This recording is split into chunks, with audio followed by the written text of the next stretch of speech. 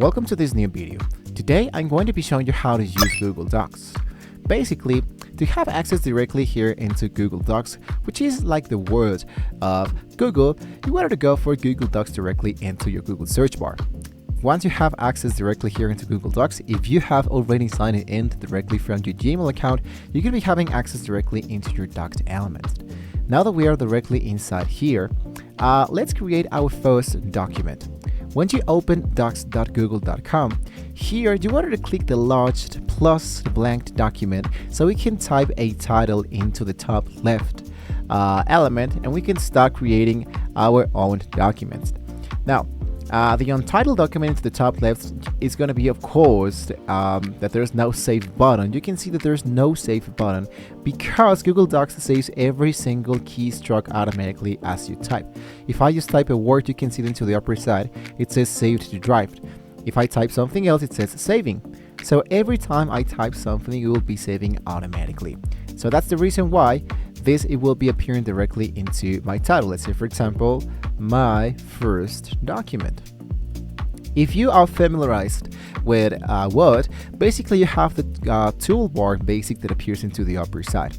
If you have used Word, basically this is kind of familiar. Your toolbar at the top has everything you need. You can change the actual font, you can adjust the actual size directly inside here, you can change the bold or the italics to keep things organized.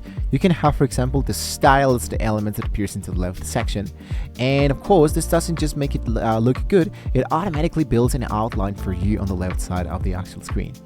So basically, this is an actual element that can be helping us to get started. Here, for example, I have just a quick document, let's say, for example, a quick information about the evolution of Google. So every time, for example, I select something, into the upper side, I can change the actual heading. For example, this is the actual title of my document. And this, for example, will be a normal text. So if I change this element that says the background era, for example, what I can do is to delete element, select all of this, and change this for a heading number 1. Focus into the left section and you can see that here my document tab, for example, has this element. So where it says the tab number 1, for example, I can just rename this and let's say Project Google Evolution, like that. That means that if I wanted to generate a new document, I go for plus. So I have Google Evolution, and the second one, for example, could be Microsoft Evolution. And basically it's going to be helping me to organize all my media. So as you can see, I have Google Evolution. I'm going to just use an avocado, for example. I click directly inside here, and here I have, for this example, the title. Here is my heading number 1, my heading number 2, heading number 3, more, and milestones and all of that. So a pro tip that I can give you is that if you're tired of typing, what you can do is to go for the option that says tools. You can look out for the element that says voice typing, and basically click the microphone, and Google, for example, will be understanding what we're actually saying. This is the fastest way to get your ideas down on paper when you are in a rush. And you can see that as I'm speaking, this is going to be making the translation and the voice typing really fast. When you're finished, you go for stop and you can check out how it actually looks, your actual information.